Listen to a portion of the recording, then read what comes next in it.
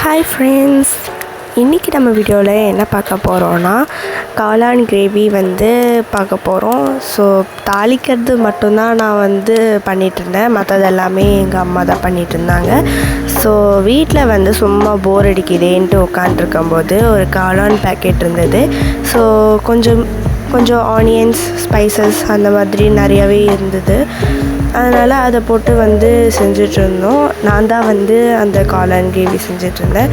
So final output எப்படி வரப்போகுதுன்னு தெரியல. நல்லா தான் வரும்னு நான் எக்ஸ்பெக்ட் பண்ணுறேன். ஸோ ஃபைனல் அவுட்புட் பார்த்திங்கன்னா இதுதான்.